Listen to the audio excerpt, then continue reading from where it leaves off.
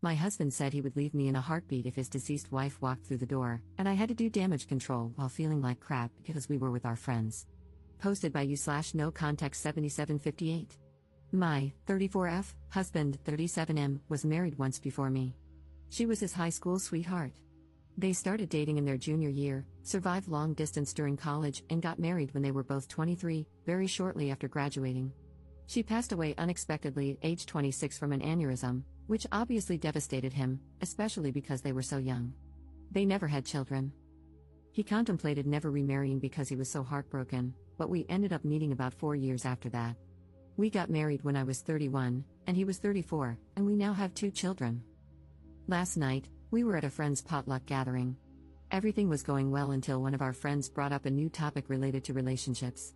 She is newly divorced, so the conversation was about her divorce. Others chimed in with stories about past relationships from high school, college, etc.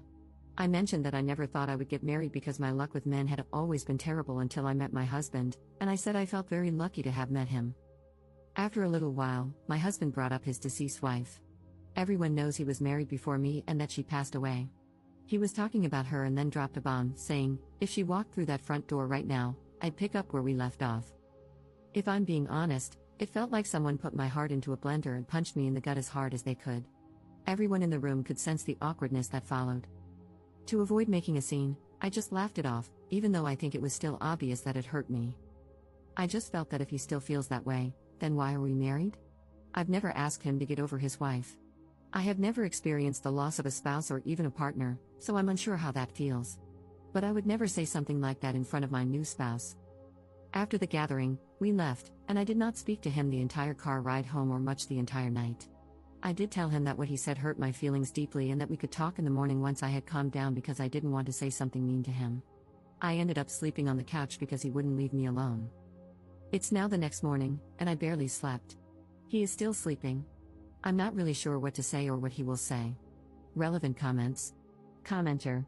It's one thing to acknowledge a deceased partner and know that if they were alive, you wouldn't be together because you wouldn't have met in that capacity. But he was disrespectful and hurtful on another level. Did he just lob this bomb for no reason? Like, was it a pass the salt? And by the way, I would drop off for my dead wife in a second. I'd be feeling like crap and angry, truly wondering what role I play in this relationship outside of being a bedwarmer. Not the jerk at all. Ops response. He started off by saying that he had never been in a serious relationship until his first wife. He had little relationships in middle school and early high school, but she was the first one he ever felt serious about.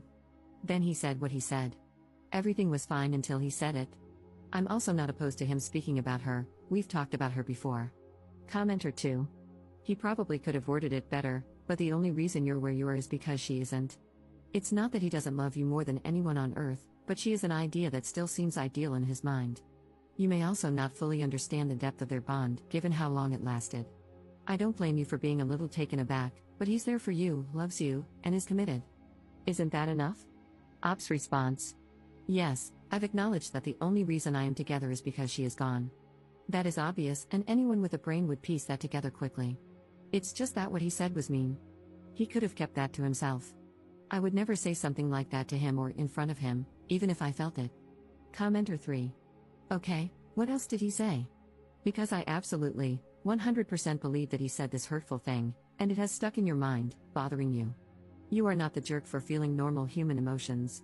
Just as I absolutely, 100% believe that this is not the entire story. You laughed it off. He tried to talk to you about it, but you wouldn't listen. I mean, yeah, from what we know here, you're the jerk. You pretended you were fine with the comment, then you flipped and said you weren't. Then you refused to accept any kind of open communication about the issue. That sounds kinda like a jerk move to me, and the absolute lack of details doesn't help your case. The fact that you are willing to talk about this with internet strangers but not your partner is also not a good look. Are you the jerk for feeling hurt? Not at all. Are you the jerk for crapping all over your husband's mistake? Yes, you're the jerk. I hope you approach the morning discussion with a calm head and an open heart. I hope you process your feelings. I hope your husband apologizes for hurting you. Ops response. I did not say anything after it happened because I was shocked, hurt, confused, and embarrassed. It came out of left field. I also don't think anyone was convinced I was fine with it because my laugh came out very awkward and dry and everyone kept looking at us. I was also quiet for the rest of the night, I'm a huge chatterbox. I did not speak with him once we returned home because I was not sure how to communicate what I was feeling without saying something I didn't mean, so I kept my mouth shut until I could process my feelings. It's also easier to speak with internet strangers because I'm not married to the people commenting. I'm just venting here. What I say here doesn't matter in my marriage. I provided fewer details because I didn't want this to be too long. Some people prefer when you get straight to the point and only include important details. However, since I'm new to this app, I wasn't sure how much detail was enough, if that makes sense. And lastly, I'm not the jerk for being upset, but I am the jerk for being upset. That's basically what you've implied. If you read some of my other replies, not saying that you need to because there's so much to read here now, I've explained to people that I was patient and understanding of my husband's grief for years. I doubt he would have found a woman so soon after his wife's passing who would have sat around and listened to him bring her up as often as he has. Not everyone is compassionate. Update 11 hours later. I also tried to reply to as many comments as I could, but they were flooding in, and I got a bit overwhelmed. I may still try to read and reply to them, many brought me to joyous and grateful tears. Also, booze was not involved in the sense that he wasn't drunk. My husband is 6 feet 3 inches and almost 250 pounds. He had eaten quite a bit and had one beer. He was practically sober. Anyway, we talked. I asked him to let me go first and not to interrupt. He doesn't usually interrupt anyway. This isn't verbatim, just a rough sketch of how things went. I also included points some of you made, without mentioning that I posted about this, of course. I just want to say that I do not hate you for what you said. I understand where you were coming from. She died, and it was something neither of you saw coming. I could never ask you to get over her or to forget her because I know how much you loved her. She was your first love. I do understand that if she hadn't passed, we likely would not be together, and you too likely would be. I have always understood this. But to say what you said hurt my feelings and embarrassed me.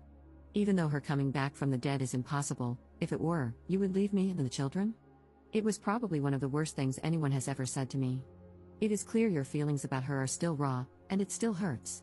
I want you to get counseling, and I want couples counseling very, very soon. He then apologized profusely, teared up, and said how he did not mean to hurt me or embarrass me in front of our friends. He basically said that he thought about it before he went to sleep and realized that he should have kept it to himself. I mean, I can't be angry at him for what he thinks. He loved her, and she died. His feelings are also valid here. He also said that he would never leave me and the children and that what he said was just a poorly thought out and poorly worded statement. He wasn't thinking clearly, and when he said it, he immediately felt that maybe it came out wrong. I asked him how he would feel if I said that to him. He said, "Yeah, it's bad. I know. I shouldn't have said it. I wouldn't be happy. I know you aren't happy. I should have apologized in front of everyone as soon as I said it, or not have said it at all." I then asked him to think of the children and said, "It's like you saying, hey, children's names, if my dead wife walked through the door, I'd pack my bags and never speak to you guys again." And then it really got uncomfortable. After some silence, I had no idea what to say after that. He asked me if I wanted a divorce. I asked him why he thought I would want a divorce, just to see what he would say. He said he didn't know. I didn't answer his question and instead said that we needed to look into counseling, that he needed to get counseling for himself and that we would go to couples counseling. I told him that if the answer was no, I wasn't interested in moving forward. This isn't 100% about the comment anymore. I need to know if he is willing to make the necessary changes and put in the work to fix what he messed up.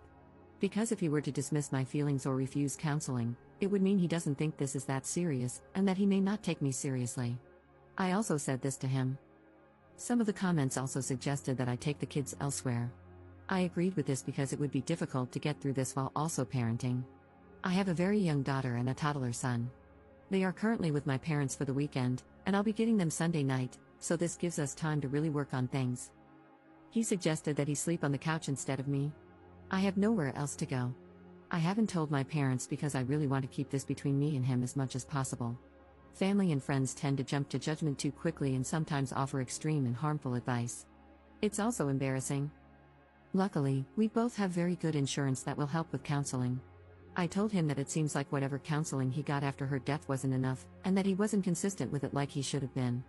With trauma like that, I personally would have been in counseling for years before even considering remarriage. He agreed. He was only in it for about a year and then stopped once he moved away from his hometown. He never got back into it. He also agreed to individual and couples counseling. He kept apologizing and telling me he loved me all day. It was also so difficult to be around him because he kept looking at me. I couldn't think. It was like he would try to say something and then just stare without saying anything. With the kids gone, there's nothing to really do except talk, so we talked again right before dinner time. He asked me if I wanted him to cook or buy something. To be honest, I still wasn't hungry, so I just told him he could pick something up for himself and that I wasn't hungry. That prompted the second discussion. I realized he must feel very bad because he noticed I hadn't really eaten much all day. He kept asking me to eat. I wasn't sulking too much or anything, just doing my usual tasks but not speaking or eating as much. Because we're home together all day, he noticed this. He asked me one more time to please eat dinner with him, so I agreed. During dinner, he told me that he had looked for counselors himself and wanted me to see if I thought they were okay, and that he would keep looking. Last stretch, sorry. After all of that, I told him that we can't really predict anything until we've met with therapists. I don't want him to keep saying sorry, I want work and change. And then maybe we can move forward, but this is the first step. I don't want to just leave him. I'm also not saying divorce is off the table. I think he is still hurting from her death, and his judgment is very, very clouded. If he didn't love me, I doubt he would have apologized so many times and looked for counselors on his own. A man who doesn't love me probably would have made me look or rejected going altogether. Many people were suggesting otherwise, but I do not think he doesn't love me. I thought about this myself, cried about it, thought of my children, and cried more. I'm not staying for the kids, I'm staying because I want to at least try to fix things. If it cannot be fixed, then at least I tried. We were also very close. Some people were asking how close we were prior to marriage, maybe as a way to gauge the difference between the relationship and ours? Maybe to see if he settled? He was always very romantic, caring, and sweet to me. We've never yelled at each other. When we first started dating, he would plan dates, surprise me, and brag about me to his friends. That's why I am very confused about why he would blurt that out, unless it was just very poor brain-to-mouth coordination. I also told him that I might get a counselor for myself.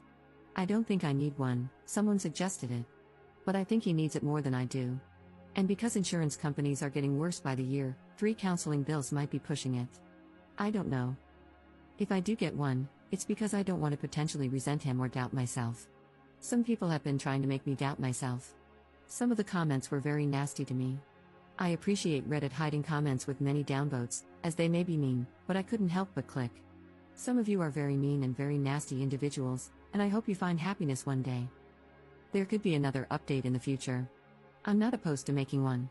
Thank you all for your kind words and support. I've also responded to everyone who texted me, everyone at the potluck who has my number. 3 people, there were 9 people there, not including us. They've all basically said the same thing, they can't believe he said that, they feel bad for me, they asked if everything is okay, and they said what he said was not okay, etc. He showed me some of the texts between him and his friends, and some made me cry with how kind they were towards me, basically telling him that he wasn't necessarily wrong for thinking that, but he was wrong for saying it. I told him I loved him as well, and I have never not loved him, even for a second. I said that I wasn't angry with him and didn't want him to, I guess, suffer for what he said.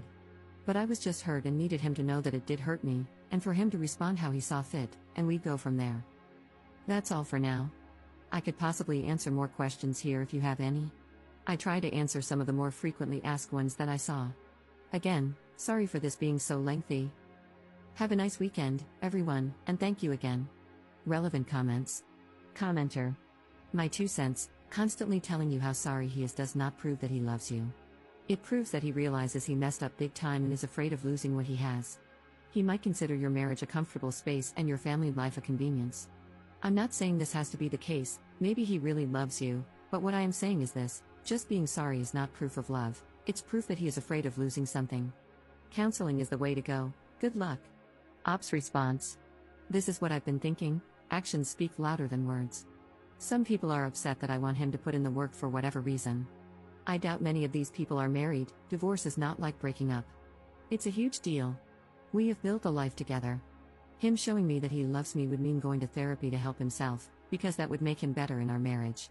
It's clear he hasn't healed enough to be present for me, and that is unfair, his own recent words. Commenter 2. I guess I'm the only one who thinks she is taking this way too far. He apologized and admitted that it was a half-formed thought that didn't come out right. He didn't seem to make excuses, just explained why he said it. Now she is thinking about divorce and making all kinds of demands when the most he did was make an insensitive comment and start looking for counselors. You people need to stop telling her that she handled this perfectly because she didn't. She is pouting at home when she should have just accepted his apology and moved on. Being jealous of the dead wife is dumb. Op's response: no, you're not the only one. But that's okay. No one in their right mind is jealous of someone buried in the ground. If I were jealous of her, I would have asked him to never speak of her with me. Whenever he spoke of her, I never shut it down. That would have been cruel. I was a safe space for him to speak, and the only demand I made was for him to go to counseling.